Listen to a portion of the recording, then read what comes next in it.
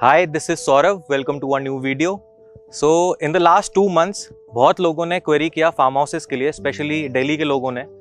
तो आज हम इस वीडियो में I will show you all the details of farm houses in Noida. Sector 135 Noida में है ये फार्म हाउसेस। आप में से बहुत लोगों को शायद ऑलरेडी पता भी होगा यहाँ फार्म हाउसेस हैं, बट इनकी सारी डिटेल्स नहीं पता होंगी। शायद आपको लीगैलिटीज को लेके कुछ कंफ्यूजन होंगे। So we'll cover up everything, each and every detail of farm houses in Noida. So let's start the video.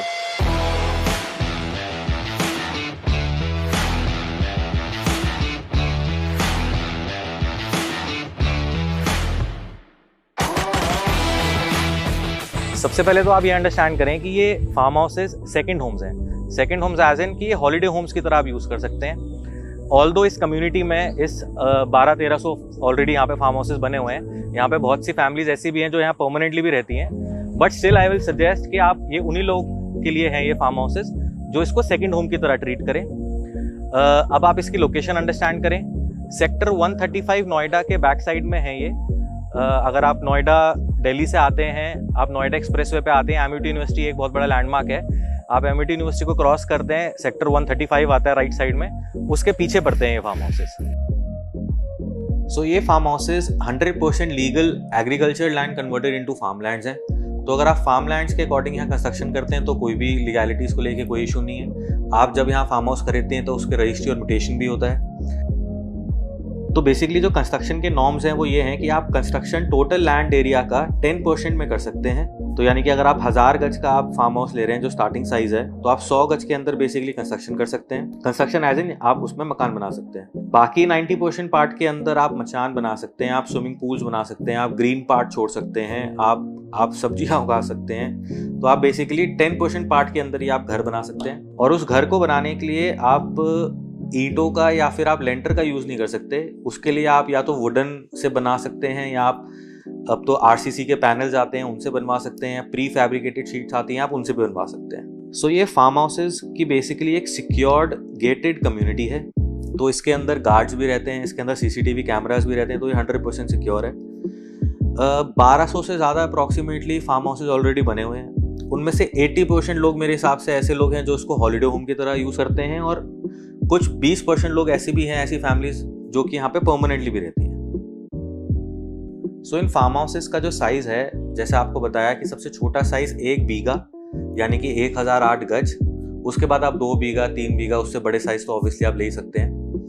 Price की अगर बात करें तो अगर आप रॉ फार्म हाउस लेते हैं, रॉ फार्म हाउस का मतलब कि आप वेकेंट फार्म हाउस लेते हैं जिसके अंदर बेसिकली कंस्ट्रक्शन नहीं हो रखी, आप खाली लैंड लेते हैं, तो उसकी कॉस्ट अप्रॉक्सीमेटली 47 लाख रुपीज़ से लेकर 52 लाख रुपीज़ के बीच में वेरी करती है, डिपेंडिंग उस फार्म हाउस की लोकेशन। अगर आप यहाँ पे फार्म लैंड भी लेते हैं और आप उसे खुद कंस्ट्रक्ट करते हैं, वैसे तो यहाँ बने बनाए फार्म हाउसेस का भी ऑप्शन है कि आप डेवलपर से भी बनवा सकते हैं, बट अगर आप खाली लैंड भी लेते हैं तो उसको बनाने का जो खर्चा है 1 बीघे के फार्म हाउस का अप्रॉक्सीमेटली 15 से 20 लाख रुपए है, उस जिसके अंदर आप बहुत ही अच्छा लग्जरी फार्म हाउस बना सकते हैं। इस फार्म हाउस की कम्युनिटी में 2 क्लब हाउसेस भी हैं जिसको यहाँ के buyers free of cost use कर सकते हैं। अगर आपको कोई बड़ी गेट टुगेदर करनी है, आपको एक एनुअली एक मेंटेनेंस ज़रूर देनी होती है डेवलपर को, जो बहुत नॉमिनल सी होती है, अप्रॉक्सीमेटली 10-15 हज़ार रुपये पर एनम होती है पर बीघा, जिससे वो गार्ड्स की सैलरीज, कॉमन एरियाज, रोड्स वगैरह की मेंटेनेंस करते हैं। और अगर आपको लगता है कि आप यहाँ पे फार्म हाउस बहुत कम टाइम के लिए यूज़ करेंगे, आप 6 महीने में 3 महीने में कभी एक बार आएंगे, और आप चाहते हैं कि यहाँ पे कोई केयर टेकर है, तो यहाँ पे बहुत सी केयर टेकर फैमिलीज यहाँ पे आप सैलरी पे रख सकते हैं। 6-8 हज़ार रुपये महीना लेते हैं जो आपके फार्म हाउस के अंदर ही रहते हैं और उसकी टेक केयर करते हैं। यहाँ पे इलेक्ट्रिसिटी के लिए आपको सोलर पैनल लगाने पड़ेंगे, क्योंकि यहाँ पे इलेक्ट्रिसिटी गवर्नमेंट की तरफ से नहीं है। तो या तो आप जनरेटर लगवा सकते हैं या सोलर पैनल लगवा सकते हैं। पानी के लिए आपको सबमर्सिबल लगाना पड़ेगा, जैसे मतलब बेसिकली बोरवेल का पानी आप ज़मीन से निकाल सकते हैं अपने फार्म हाउस के लिए। लोन इन फार्म हाउसेस पे नहीं होता है, तो ये उन्हीं लोगों के लिए जो सेल्फ फंड कर सकते हैं। सो अब इसकी यूसेज की अगर हम बात करें, अगर आप यहाँ फार्म हाउस खरीदते हैं, चाहे आपने बना बनाया फार्म हाउस खरीदा, चाहे आपने लैंड खरीदा और बाद में खुद बनवाया, आप इसको हॉलीडे होम की तरह ही यूज़ करें। आप 3 महीने में, 6 महीने में, कभी 15 दिन के लिए, कभी हफ्ते के लिए यहाँ पे आके रह सकते हैं। आपके घर में, आपके फ्रेंड सर्कल में किसी की कोई पार्टी है, कोई गेट टुगेदर है, तब यहाँ पे आप यूज़ कर सकते हैं। किसी को पूल पार्टी करनी है तब आप यूज़ कर सकते हैं। आप इसको रेंट आउट भी कर सकते हैं डेली बेसिस पे, 10-15 हज़ार रुपये दिन का किराया मिलता है अगर आप इसको किसी और को गेट टुगेदर करने के लिए इसको देते हैं। देखिए, इस तरह के फार्म हाउसेस, इस तरह की ग्रीनरी, इस तरह का ओवरऑल एनवायरनमेंट, इस तरह की लोकेशन, क्योंकि ये हार्डली 10 मिनट की ड्राइव है दिल्ली से, मैक्सिमम 15 मिनट अगर ईस्ट दिल्ली से आ रहे हैं तो, और ये प्राइस ब्रैकेट आपको कहीं भी नहीं मिल सकता। तो ये इसकी सबसे बड़ी यूएसपी है कि जितना आपको प्लॉट साइज और जितना आपको टोटल एनवायरनमेंट मिल रहा है और उसको वो किस प्राइस ब्रैकेट में मिल रहा है। सो आई होप आपको फार्म हाउसेज इन नोएडा के बारे में पूरी 100% क्लैरिटी मिल गई होगी।